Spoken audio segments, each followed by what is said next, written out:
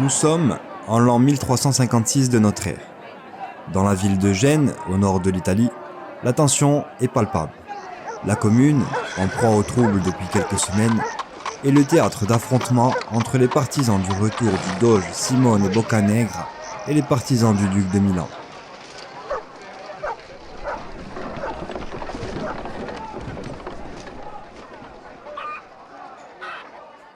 À quelques centaines de pas des frictions, un jeune Corse profite de la distraction des gardes de la prison où il est enfermé pour s'évader sans que personne ne s'en aperçoive.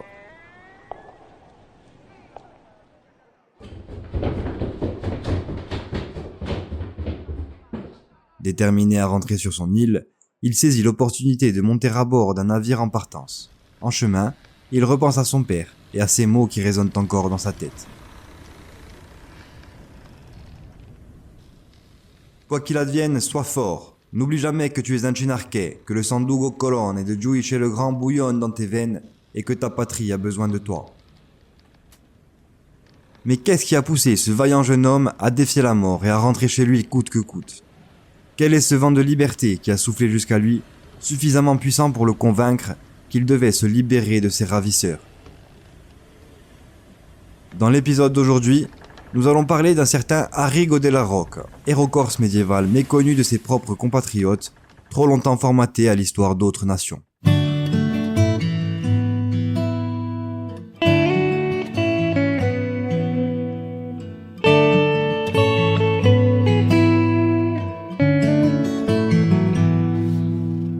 Sera nuvoli sguassati, asa più bella vittoria. Osti morti senza tomba, senza fiori né memoria, a nutracciate la strada, pensa che parla così, ma una voce spurgulata, mutia non finisce qui. Ammo storia conta un sogno d'un paese a costruire, dice fatto io la bene, un po' i compie così. Parmi les innombrables sources qui stipulent l'existence de ce seigneur de la Rocca, j'en ai retenu deux qui sont à mes yeux incontournables. La première est bien évidemment l'œuvre colossale de Giovanni della Grossa, qui nous a laissé dans ses chroniques de la Corse une trace indélébile du passé médiéval insulaire. La deuxième source, non moins importante, est le livre publié en 2020 par Philippe Colombani. Titré « Les Corses et la couronne d'Aragon », cette publication est d'une extrême richesse et minutieusement sourcée. Colombani, en croisant le récit de Giovanni della Grossa et les sources notariales de la chancellerie royale d'Espagne, nous a fourni un maximum d'informations sur les liens entre les seigneurs corses du Moyen-Âge et ce royaume en pleine expansion qu'est l'Aragon. Arrigo della Rocca est le personnage clé de l'histoire corse du XIVe siècle. Figure emblématique de la génération perdue de la noblesse corse, il a assisté impuissant à l'effondrement de son monde lors de la grande révolte antiseigneuriale de 1357, révolte menée par un certain Samburucciu da Alando, qui a causé énormément de tort aux puissants seigneurs insulaires. Arrigo a toutefois tenté de reconstruire son monde en sauvant ce qui pouvait encore l'être et en se donnant pour mission de rétablir l'ordre ancien.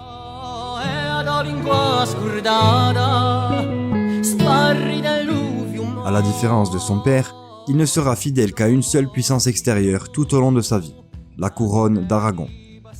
Il ira même jusqu'à avoir des relations privilégiées, d'ami à ami, d'égal à égal, avec un des souverains les plus puissants de la Méditerranée à l'époque, en la personne de Pierre IV d'Aragon. Probablement nourri d'histoires de gloire et de grandeur au cours de ses jeunes années, il n'aura de cesse de poursuivre le même but que ses ancêtres avaient poursuivi avant lui, le titre de comte de Corse. Arrivé au zénith de sa carrière politique, il unifie sous sa domination la majeure partie de l'île grâce à des manœuvres politiques dignes de son aïeul le grand Giudice de Chinarca et se bat corps et âme contre l'occupant génois pour tenter de mettre un terme à l'inéluctable colonisation de l'île.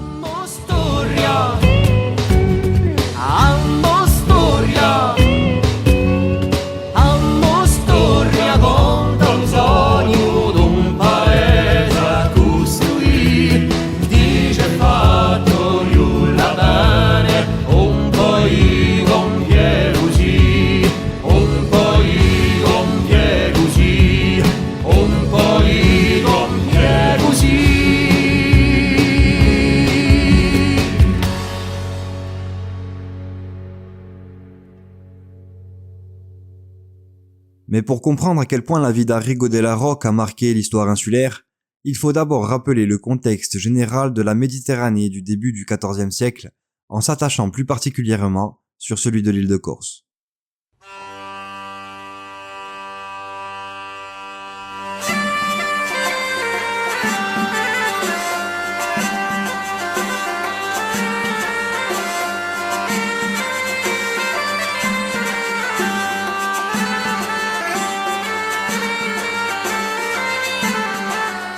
De manière générale, dans cette mer Méditerranée où les navires de commerce se mêlent avec les pirates sarrasins et les bateaux à pavillon officiel, dans un balai incessant de voiliers qui voguent du nord au sud et d'est en ouest, le pouvoir est fragmenté entre plusieurs puissances plus ou moins légitimes. Parmi les plus notables de ces puissances, nous pouvons citer par exemple les républiques de Venise et de Gênes, le royaume de France et la couronne d'Aragon. Mais à l'aube de ce XIVe siècle, la puissance la plus incontournable reste la papauté. En effet, le Saint-Siège demeure un appui de poids pour les souverains d'Occident. Le pape est le garant de la paix entre les princes chrétiens, à l'heure où chacun d'entre eux souhaite prendre l'avantage stratégique sur son voisin, alors que la menace islamique n'a toujours pas été totalement vaincue. À ce titre, au 4e jour d'avril de l'an 1297, le vénérable pape Boniface VIII accorde le royaume de Sardaigne et de Corse en fief éternel au roi Jacques II d'Aragon et à sa lignée. Mais nous y reviendrons. Les deux puissances méditerranéennes qui nous intéressent et qui auront un lien durable avec la Corse pendant toute la période médiévale sont de toute évidence la superbe République de Gênes et la couronne d'Aragon. Ces deux nations, à l'opposé l'une de l'autre géographiquement parlant, ne s'opposent pas moins par leurs deux visions radicalement différentes du pouvoir. Philippe Colombagne nous explique que, sans parler des raisons stratégiques, ce sont des raisons idéologiques qui différencient ces deux puissances contraires par nature. Effectivement, l'ordre communal et populaire voulu par Gênes se veut à des années-lumière de la structure féodale et monarchique du royaume d'Aragon. Intéressons-nous de plus près à ces deux anciennes puissances européennes. Gênes est une cité portuaire dans le nord-ouest de la péninsule italienne. Isolée au nord par un relief relativement élevé, elle se tourne vers la mer qui borde son point méridional. D'ailleurs, le premier port d'attache d'envergure des marins génois n'est autre que l'île de Corse, à seulement une centaine de kilomètres de ses rivages. Depuis l'Antiquité, la cité ligure n'a eu de cesse de se développer jusqu'au XVIe siècle où elle atteindra son apogée. C'est à partir du Moyen-Âge qu'elle s'organise en république communale, dirigée par le peuple, ou plutôt par des notables qui sont censés le représenter. À la fin de la période médiévale, elle deviendra la banque des souverains européens. Le royaume d'Aragon, quant à lui, est né des rois wisigoths qui avaient entamé la reconquista dans la péninsule ibérique au 8e siècle de notre ère. Centrée sur Saragosse dans le nord de l'Espagne, elle annexe la riche région de la Catalogne à ses possessions en 1137 et s'assure ainsi d'un pont sur la mer Méditerranéenne. D'une ambition remarquable, les rois d'Aragon poursuivent leur rêve de conquête en intégrant à leur possession le comté de Valence, les Baléares, la Provence française et le royaume de Sicile. Le but est de s'ouvrir une route des îles vers l'Orient, sans laquelle les croisades et le commerce avec les riches contrées orientales ne seraient possibles. En ce début de XIVe siècle, le royaume d'Aragon devient une des plus grandes puissances européennes.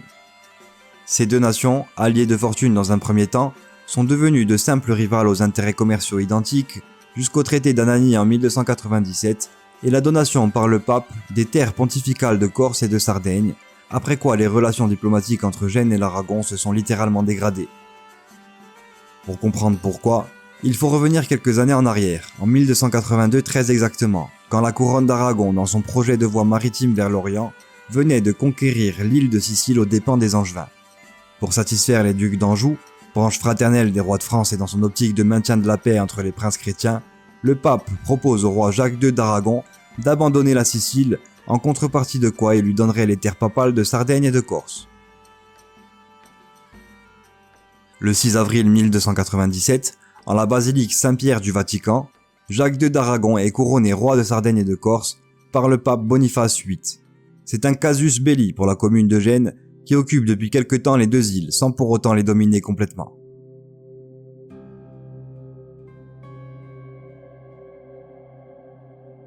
En En Corse, depuis la tentative de Giudice et Chinarca d'unifier l'île sous une même seigneurie, l'heure est au désordre. Gênes contrôle les cités imprenables de Calvi et de Bonifacio, mais aussi la région du Cap Corse, où la commune avait installé des barons ligures à la fin du XIIe siècle. Jusqu'au XIVe, les Génois s'étaient contentés de conserver leur place forte sans s'investir réellement dans la gestion de l'île.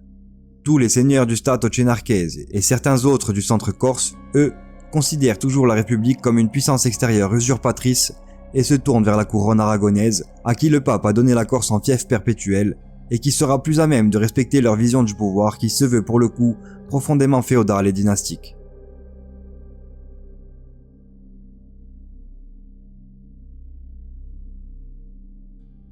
Ce n'est pas vrai pour la totalité des barons de l'île, puisque certains d'entre eux entretiendront prudemment des relations privilégiées avec Gênes.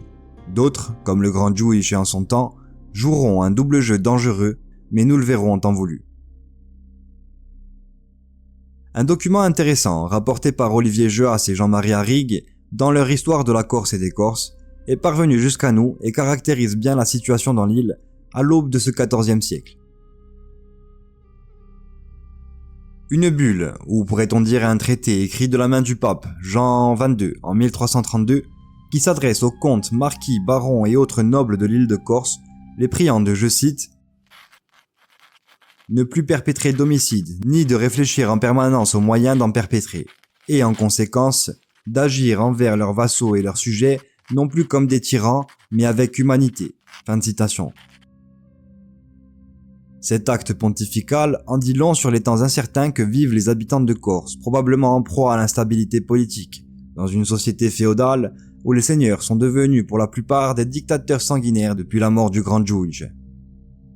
Les populations de l'île, sacrifiées mais pas résignées, opéreront deux mouvements de révolte que voici. La première révolte populaire est celle des Giuanali, dont le foyer est dans la Rocca, plus précisément en l'église Saint-Jean-Baptiste de Carvin.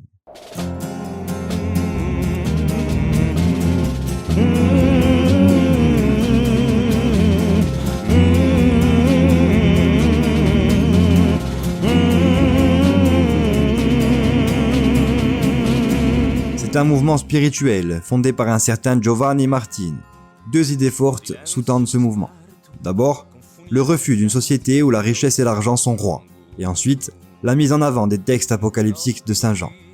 Les Giuanali s'opposent aux seigneurs, qu'ils appellent les tyrans, et prônent l'égalité dans la conception de la société. Le mouvement rencontre un succès foudroyant et recrute rapidement de nombreux partisans. Cependant, lorsque le pape prend conscience de la situation, il excommunie tous les Giuanali et appelle à la croisade contre eux en les accusant d'hérésie. L'abbé Lettron ira même jusqu'à les accuser de, je cite, « se réunir la nuit dans les églises pour faire des sacrifices et pour se livrer les uns aux autres jusqu'à la satiété et sans distinction de sexe. » Dies ire, dies illa, solve secum in favilla. Dies ire, dies illa, solve secum in favilla. Ciulia puli. La deuxième révolte, appelée révolte antiseigneuriale par Philippe Colombagne, est moins impulsive et mieux organisée. Elle naît d'une volonté politique et est menée par Sambugucciu d'Alando et Franceschino de Eusa. Le mouvement est résolument moderne et porté par des notables, souvent des chefs de clan ou de village, appelés caporali. Comme pour les Giuanali, les seigneurs tyranniques qui règnent en despotes sanguinaires et prélèvent des impôts abusifs sont toujours les ennemis à abattre. En réalité, le mouvement s'inspire fortement de la commune de Gênes, grande puissance extérieure depuis peu en Corse, organisée en république et gouvernée par le peuple, ou du moins par des notables représentant le peuple. Le mouvement est une réussite puisque les Capi Popoli prennent le contrôle de plusieurs châteaux importants de l'île et participent ainsi à la perte de la souveraineté des seigneurs en s'offrant aux Génois, désireux d'exploiter les richesses insulaires pour développer la République. Mais la réaction seigneuriale à cette révolte financée par Gênes ne saura tarder. Elle se fera sous l'impulsion d'Arrigo della Rocca.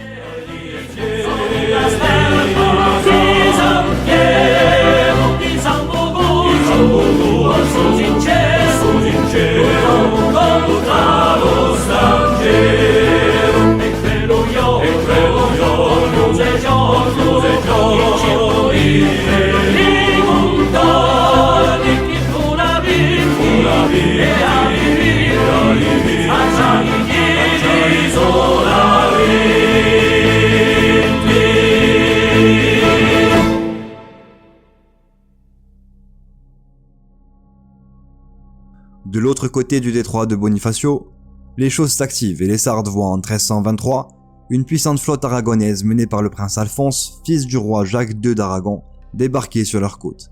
C'est là, sur cette île voisine intimement liée à la Corse, que commence notre histoire. À la suite d'âpres combats qui vont durer 2 ans, la Sardaigne est totalement soumise en 1325.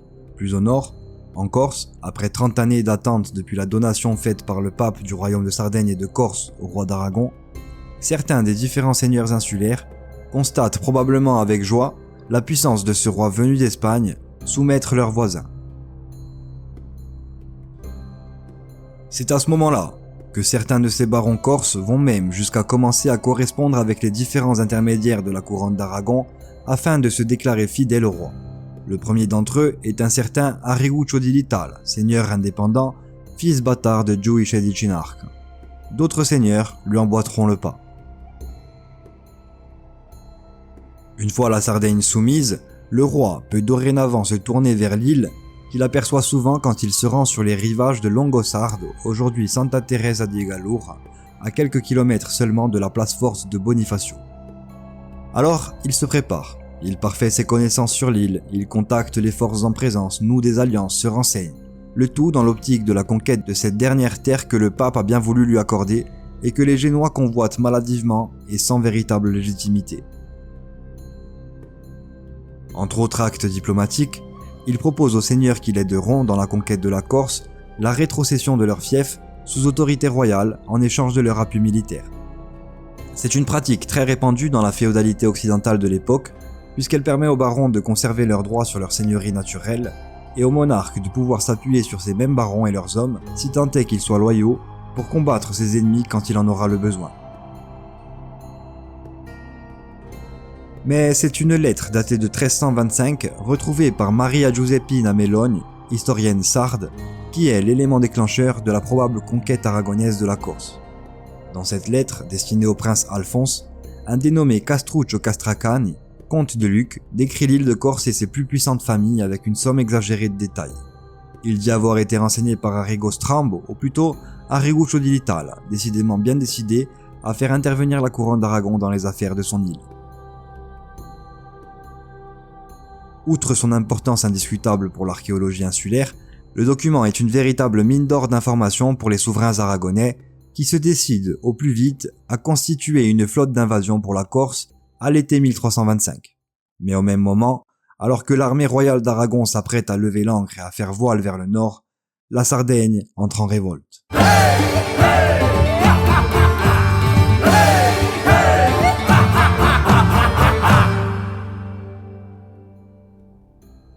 C'est là, selon Philippe Colombagne, le premier rendez-vous manqué entre la Corse et la couronne d'Aragon, prélude à bien d'autres combats. Il est vrai que cette première occasion manquée de 1325 laisse un goût amer dans la plupart des bouches des seigneurs corses, d'autant plus qu'en 1327, le roi Jacques II d'Aragon meurt. Son fils, le prince Alphonse, devient alors le roi Alphonse IV et lui succède à la tête de la couronne. Son premier objectif, mater les différentes révolutions sardes financées par les populaires génois. À vrai dire, la chancellerie soupçonne à juste titre la République de Gênes de financer ces interminables révoltes à travers la puissante famille génoise des Doria, installée dans le nord de la Sardaigne.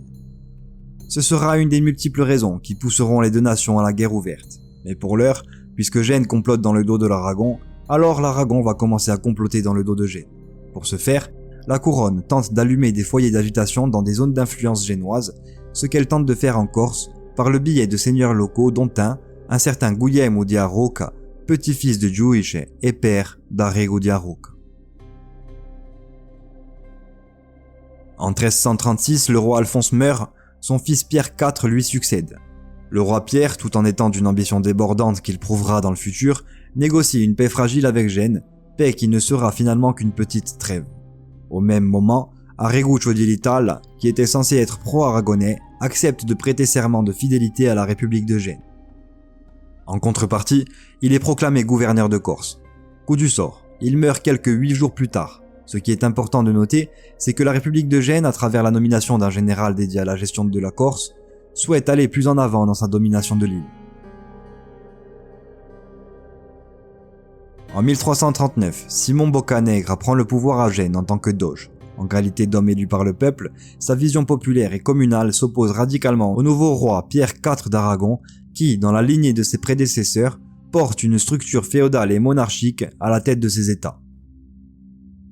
Dans cette énième internationalisation des rapports géopolitiques, Philippe Colombani nous dit que la Corse trouve toute sa centralité et Gênes en fait un objectif prioritaire qui ne doit en aucun cas subir le sort de la Sardaigne. Le 18 mai 1345, Guglielmo di Arroca est nommé dans la liste des seigneurs corses loyaux au roi Pierre IV d'Aragon, qui leur promet des faveurs en échange de leur soutien lors d'une possible invasion de l'île de Corse. Pourtant, la République de Gênes prend les devants en nommant Tommaso de Murta, vicaire de la commune de Gênes en Corse, en 1347. Il débarque la même année sur une plage du nord de l'île avec une suite armée. Ce débarquement marque, pour Colombani et d'autres historiens, le début de la mise sous tutelle politique de la Corse par la commune de Gênes. Les seigneurs insulaires, prévoyants et stratégiques, décident de rejoindre le camp génois après avoir initialement soutenu le royaume d'Aragon qui connaît une certaine difficulté à maintenir l'ordre dans ses possessions tout autour de la Méditerranée.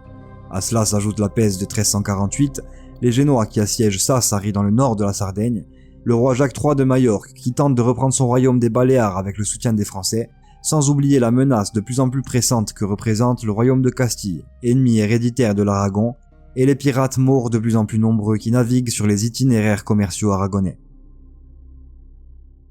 Dans ce contexte pour le moins chaotique, le projet de conquête de la Corse est une nouvelle fois retardé. Et Guglielmo di Arroca est nommé lieutenant de la commune en 1350 avec pour mission de gouverner l'île pour le comte de Gênes. En contrepartie, son fils unique, Arrigo, est emmené à Gênes en tant qu'otage de la raison d'État, en gage de la fidélité de son père. Une petite année plus tard, en 1351, la République de Gênes et la couronne d'Aragon se déclarent la guerre dans ce qui semblait être une confrontation inéluctable. Et malgré les multiples traités de paix qui seront négociés et signés comme ceux de 1360 et 1378 qui se révéleront incommodes, les deux nations ne cesseront de se battre sur plusieurs fronts, se livrant à une sorte de guerre froide même quand elles seront censées ne plus s'agresser. Il est vrai que les feux allumés par les Génois dans les zones d'influence aragonaise commencent sérieusement à exaspérer la couronne. Dans la déclaration de guerre du roi Pierre IV, on peut lire que les Génois cherchent à contrôler le territoire de Corse, que la couronne tient de l'autorité du pape par la violence et sans aucune légitimité. Côté génois, on renvoie la balle en accusant les Aragonais d'être incapables de tenir leurs possessions accordées par la grâce du Saint-Siège, et on assure sa sainteté le pape que Gênes est la puissance la plus à même de gérer l'île de Corse. Le pape, quant à lui, doit probablement, comme la plupart de ses prédécesseurs, jongler entre sa mission sacrée de maintien de la concorde entre les princes chrétiens et les intérêts financiers du Vatican. Une nouvelle fois, la Corse est au centre des enjeux stratégiques. Au sein de cette trame historique qui se réitère pour la Corse, des héros émergent en s'unissant aux intérêts étrangers dans le but de défendre les intérêts de l'île avec plus de force.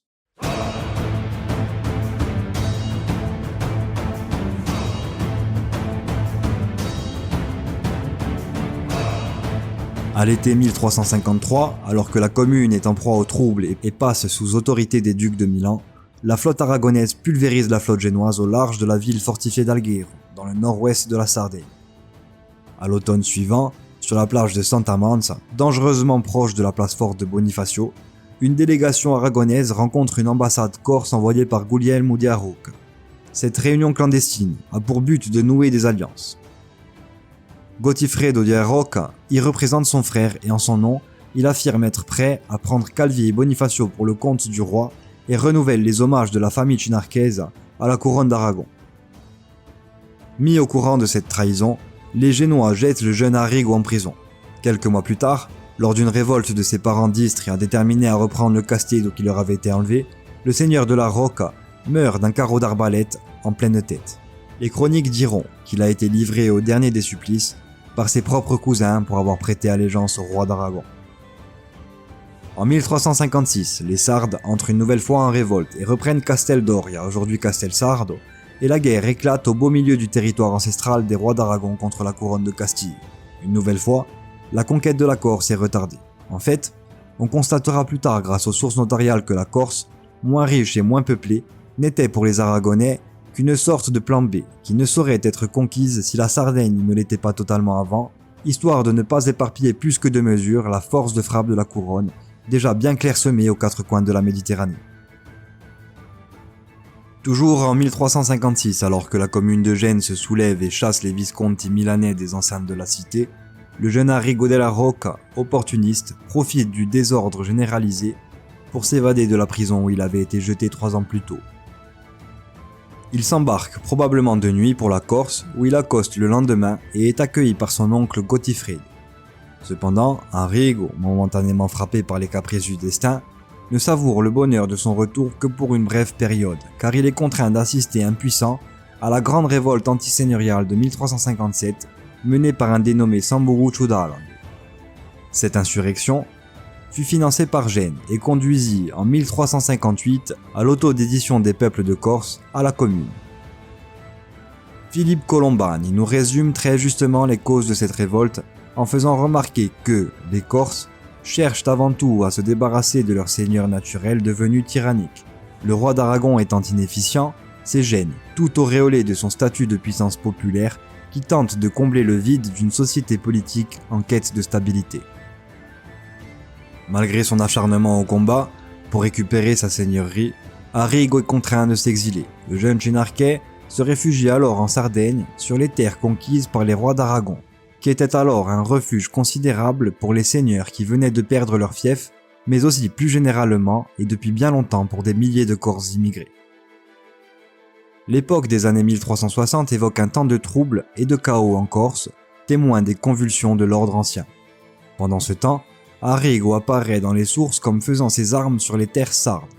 Il guerroie pour le compte de la couronne du nord au sud de l'île et se joint même, à ses heures perdues, aux marins de la flotte royale. Dans ses aventures, Arrigo della Rocca est pour la plupart du temps accompagné d'un certain Bastardo di Gillo et d'autres Corses exilés comme lui.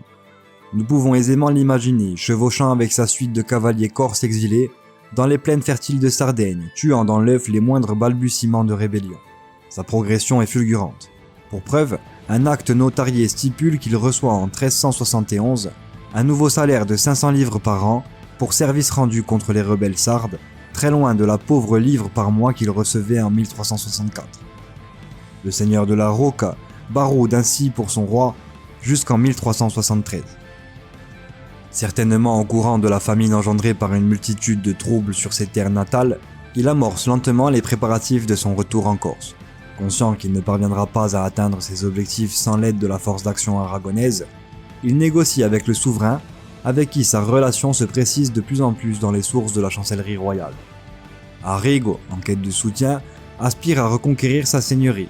Le roi, quant à lui, recherche un allié puissant en Corse pour défaire la mainmise des Génois sur l'île. Les astres semblent alors alignés pour une union fructueuse. Philippe Colombani résume une nouvelle fois avec brio la situation en écrivant que le seigneur exilé et le roi en quête d'un nouveau royaume ont un ennemi commun en la personne de Gênes. Et comme on le sait tous, les ennemis de mes ennemis sont mes amis.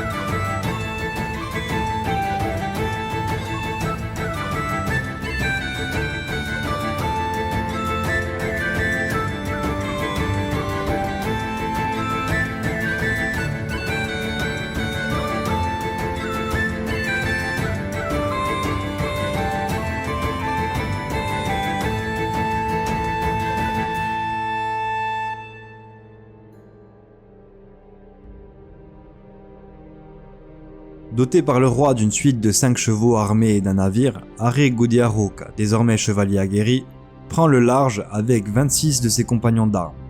Un beau jour de février 1375, il débarque dans le Valinco, sur une plage d'Olmeto, non loin du castello de la Rocca di Valle, dont il est censé être l'héritier légitime.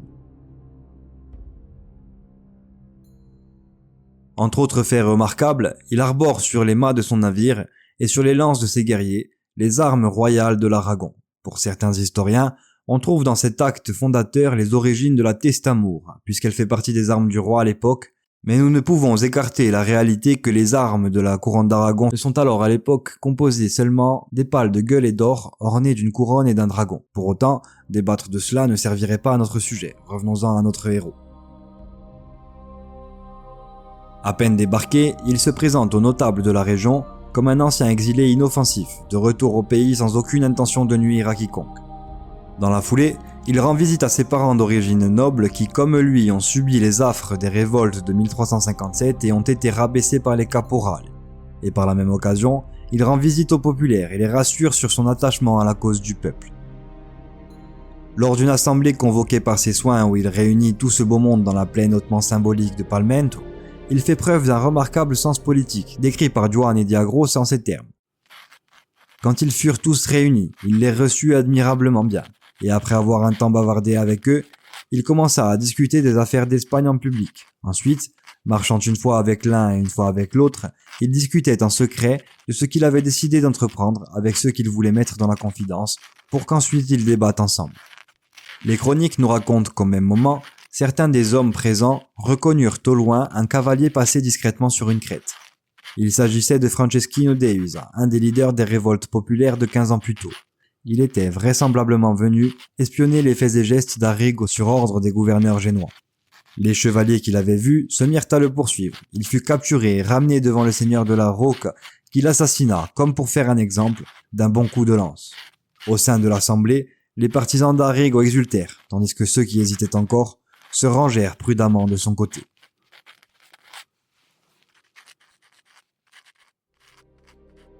Fort de ce coup de maître et de sa nouvelle armée de loyaux combattants, Arrigo entame une reconquête triomphale et symbolique de son trône, prenant exemple sur son illustre arrière-grand-père le grand Giudice di Cinarca.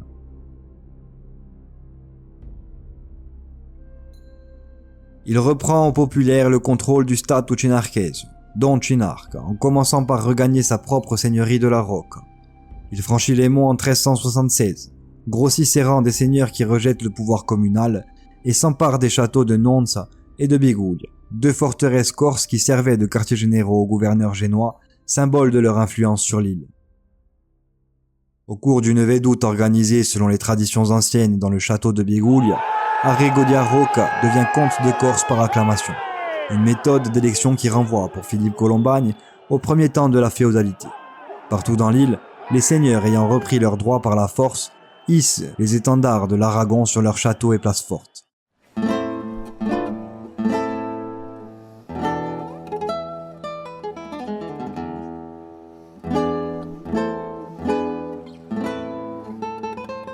La réaction génoise ne se fait pourtant pas attendre quand, la même année, une coalition entre certains seigneurs du Cap d'origine ligure et la République de Gênes menée par Lorenzo Angeli assiège le comte et sa garnison lors de la bataille de Biguglia. Mais Arrigo s'en sort, grâce notamment à une aide financière du roi d'Aragon, mais aussi grâce à ses soutiens, dorénavant nombreux partout dans l'île.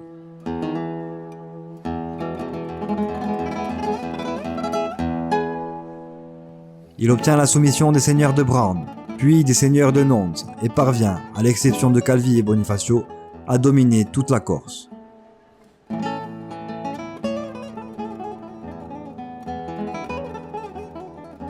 D'une dextérité politique remarquable et d'un certain talent pour les choses des armes, Arrigo a réussi un retour retentissant en unissant trois principes forts de la légitimité insulaire. Le pouvoir local, hérité du château de Cinarca, le soutien d'un souverain étranger de grande puissance et le consentement du peuple, devenu incontournable.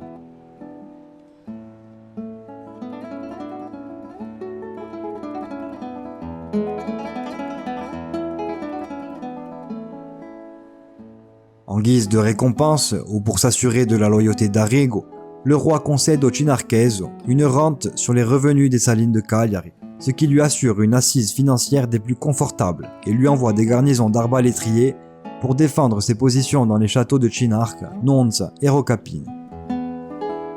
À la fin de l'année 1377, Arrigo est en voyage diplomatique à Barcelone avec son fils Anton Lorenzo.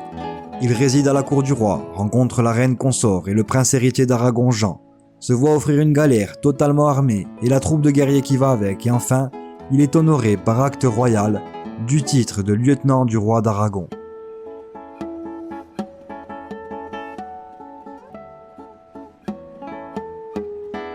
Au-delà de la haute symbolique de cette nomination, ce voyage en dit long sur la relation entre Arrigo et le roi Pierre IV, le cérémonieux. En fait, plus qu'un lien de vassalité, c'est un lien d'amitié qui unit les deux hommes. Et Philippe Colombagne ne manque pas de le rappeler dans son livre sur les Corses et la couronne d'Aragon, quand il écrit par exemple qu'Arrigo, à partir de 1377, semble bénéficier, en plus des aides militaires et financières, d'un statut privilégié auprès de la famille royale. Cette proximité transparaît, toujours selon Colombagne, dans de nombreux actes de la chancellerie d'Espagne. La plus symbolique et parlante de toutes ces preuves d'amitié n'est autre que le fait qu'Arrigo ait donné à sa fille le prénom de la reine consort Violante, femme de Jean Ier d'Aragon.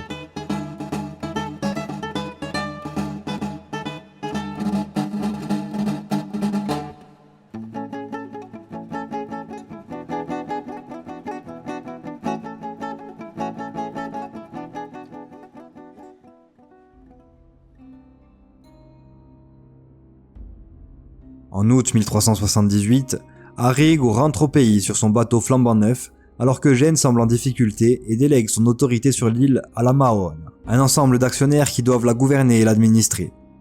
Ce pouvoir financier est un concept que la commune de Gênes avait déjà utilisé avec succès à Chypre et sur l'île de Chios, mais pour la Corse, la tâche semble plus compliquée. En effet, à la suite de la bataille de Frasso et la victoire des Corses sur les Génois, Arrigo, avec l'aide des seigneurs de Boz et d'Ornano, ses cousins, renvoie les Mahonesi d'où ils sont venus en l'espace d'un an et intègre même le capital de cette entreprise à la suite de négociations qu'il dirige en position de force. En 1380, le comte de Corse domine l'île entière à l'exception, encore et toujours, de Bonifacio et de Calvi Semper Fidelis. Il profite d'un moment d'accalmie alors que Gênes a d'autres chats à fouetter dans sa guerre contre Venise pour préparer une offensive d'envergure. Il passe de nouveaux accords avec ses parents chinarchesi, soudoie quelques Génois haut gradés, réorganise la Terra dei Signori, reconstruit le Castello de Bariche et rénove celui de Rocapine. À partir de cette fortification de Rocapine, Arrigo peut constamment surveiller les côtes de la Sardaigne et voir aisément tout ce qui rentre et qui sort du port de Bonifacio. Fort de sa galère de 200 hommes, il ne cessera pendant les années 1380 d'harceler tous les navires à pavillon génois et se révélera un grand navigateur maîtrisant l'art de la course à la perfection.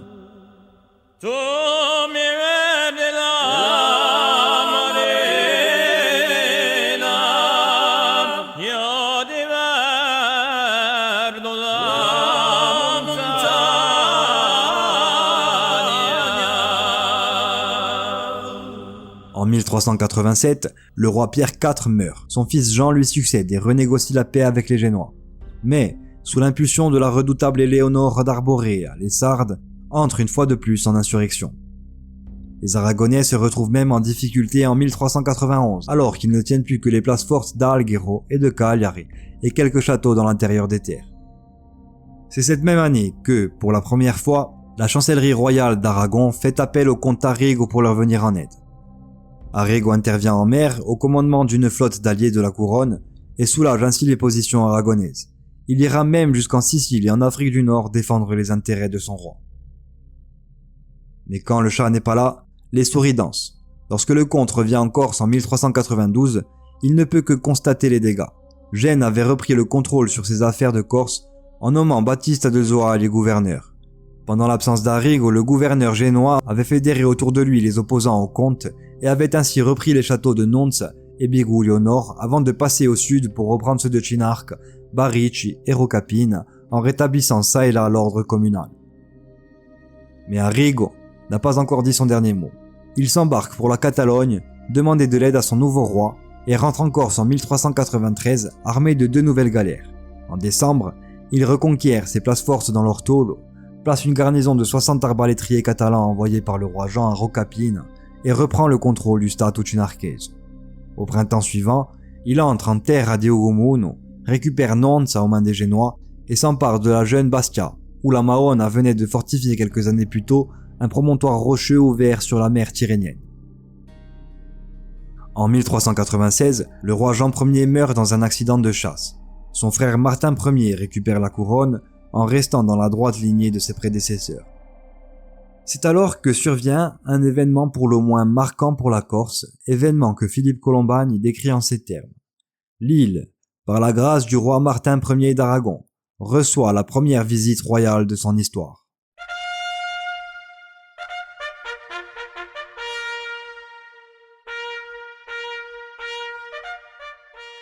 Le roi débarque en 1397 dans le golfe de Liche, dominé à l'époque par le château de Chinarca, le plus important d'entre tous, centre du pouvoir de l'île entière. Le comte Arrigo est présent et tous les seigneurs fidèles au roi d'Aragon ont été conviés. Le roi Martin confirme Arrigo en tant que lieutenant du roi d'Aragon. Ce dernier profite de l'occasion pour présenter au souverain ses neveux qu'il pense prometteurs, Giovanni et Vincentello d'Istria. Cette visite hors du commun et à forte symbolique place le comte chinarquais en position de force face à ses ennemis. Sa relation amicale avec les rois d'Aragon, qui n'était qu'une rumeur, est à présent un fait incontestable aux yeux de tous.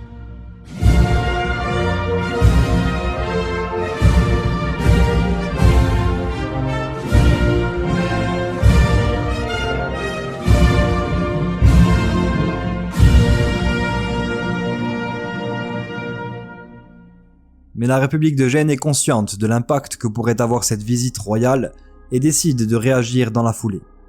Gênes envoie une expédition en Corse avec Tommaso Panzano à sa tête. Arrigo, fort de son expérience et de ses soutiens, triomphe face aux Génois lors de la bataille de Biguglia. En 1398, lors d'une deuxième réaction génoise, Raffaele de Montaldo est envoyé en Corse. Il parvient à reprendre le contrôle du nord et refoule Arrigo dans le sud. De Montaldo, pour asseoir son autorité, ordonne l'exécution de tous les partisans du comte dans le Piemonte, provoquant ainsi la colère des seigneurs demeurés dans le Cismonte, y compris celle d'Arrigo, qui se décide en 1400 à rassembler de nouvelles troupes pour reconquérir le terrain perdu face au nouveau gouverneur. En 1401, alors qu'il se dirige au rassemblement de Palmento pour rejoindre son armée, il tombe malade et se voit mourir. Il fait demi-tour, parvient à rejoindre Frasso, et rend son dernier souffle.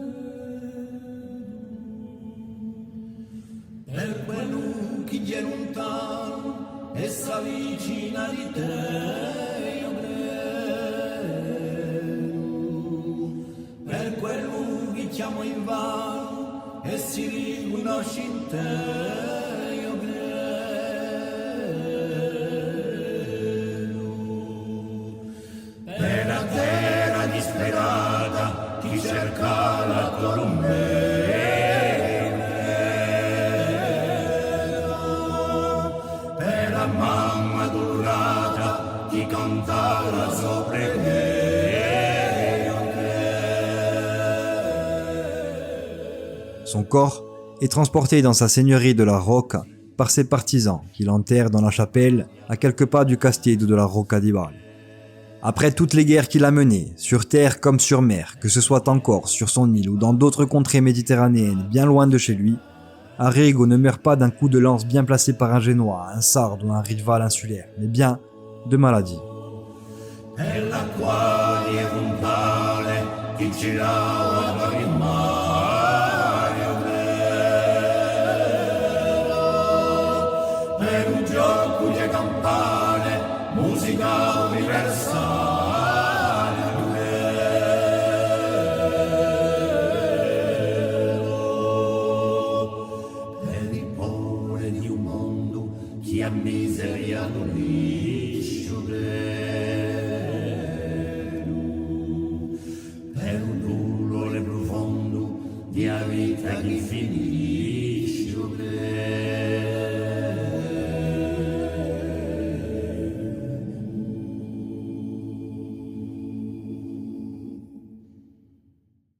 Comme à son habitude, Giovanni della Grossa nous a laissé une description d'Arrigo di Arroca. Fidèle à sa prose caractéristique, le notaire nous écrit que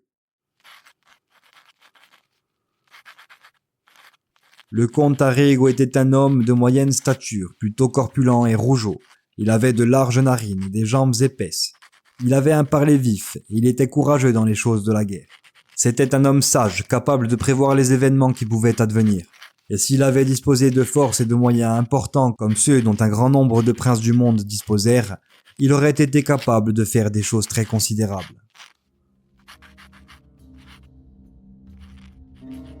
La mort du comte laisse le champ libre à la commune de Gênes. La plupart des seigneurs censés être fidèles à la couronne d'Aragon sentent le vent tourner et se soumettent à Gênes pour se faire confirmer dans leur position. Même Francesco di Arroca, fils bâtard d'Arrigo laissé pour compte par les autres seigneurs, vend Chinarque en échange de son allégeance et du titre de vicaire de la commune. Seul Vincentello d'Istria, neveu du comte, choisit l'exil plutôt que la soumission. Il part en Sardaigne et se met au service du roi d'Aragon.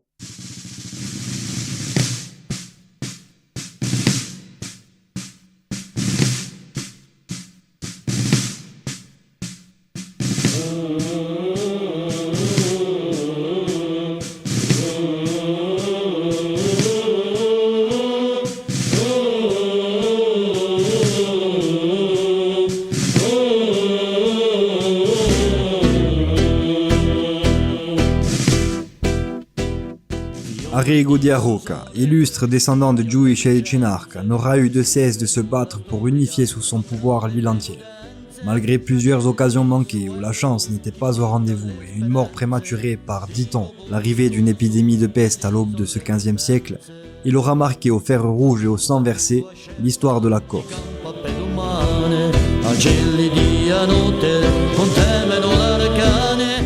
Habile politicien et redoutable chevalier, il était aussi un admirable capitaine de navire, croisant sur mer aux quatre coins de la Méditerranée pour harceler les ennemis de son roi. Son héritage est immense car il a donné l'exemple aux hommes qui viendront après, qui feront eux aussi voile vers un destin des plus prodigieux, comme son propre neveu Vincentello d'Istria, fondateur de la citadelle de Corté et fidèle du roi d'Aragon, qui dépassera même son oncle en obtenant le titre de vice-roi de Corse pour la couronne. Bras armé de l'empire thalassocratique aragonais, le comte Arrigo est le premier homme de l'histoire insulaire à avoir entretenu des rapports d'amitié avec un suzerain européen. Dans un monde déjà en pleine mutation politique au XIVe siècle, l'absolutisme du refus catégorique de la modernité et la restauration de l'ordre ancien était devenu une efficience en appui vital et incontournable du peuple. D'ailleurs, la couronne d'Aragon elle-même était déjà à l'époque une monarchie relativement moderne, en ce que le roi n'avait pas tous les pouvoirs comme dans une monarchie traditionnelle. Et il faut avouer que la capacité du seigneur de la Rocque à combiner efficacement la tradition et la modernité devrait donner des idées à certains dirigeants de notre monde, même 600 ans plus tard.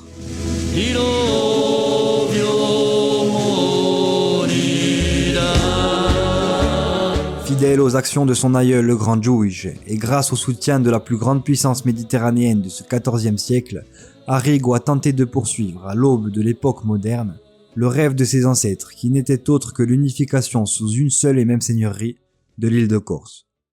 Un projet systématiquement répété par tous ces héros peu connus de leurs descendants d'aujourd'hui, Corses trop souvent déracinés depuis qu'ils sont français.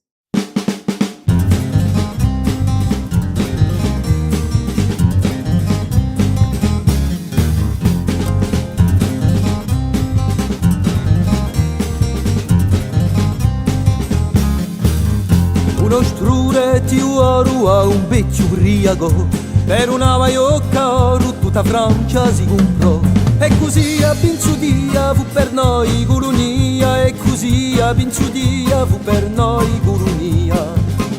Un re di Spagna pisato presto ci felicitò e lo papa incantato de Azove ne iniziò. La regina d'Inghilterra si spazzava a Colontera, regina d'Inghilterra si spazzava a Colontera. Oh ah, così bella la nostra storia, oh ah, così bella era qua. L'imperatore di Prussia un dispaccio ci mandò e lo zaro di la Russia una vodka si sciaccò. Alla salute di Gino, chiesone tu savino, alla salute di Gino, chiesone tu savino. Oh ah, così bella la nostra storia, oh ah, così bella era qua.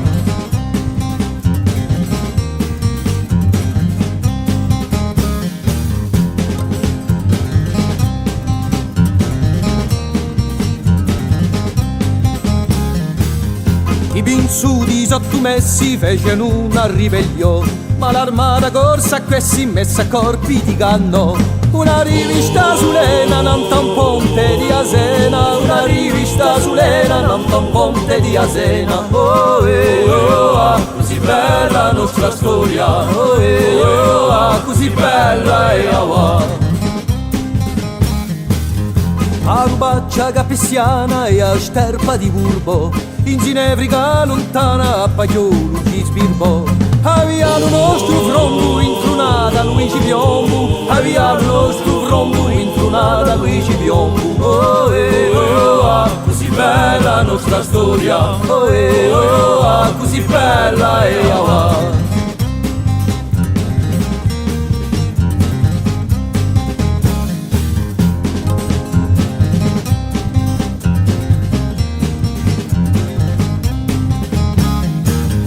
A storia sapete portativo l'incanzò, e volere beva crede a chi sente solezio. Chi a Corsica è stata dalla Francia conquistata, chi a Corsica è stata dalla Francia conquistata. Permessa ugia aspetta manco a un panacco, e rispondo a voce alta senza alcuna pretensione. Mai ni sono stato ci ha fatto di imbalucapo, e mai ni sono stato ci verrà di imbalucapo. Oh, così bella la nostra storia, oh, così bella e awa. Oh, così bella la nostra storia,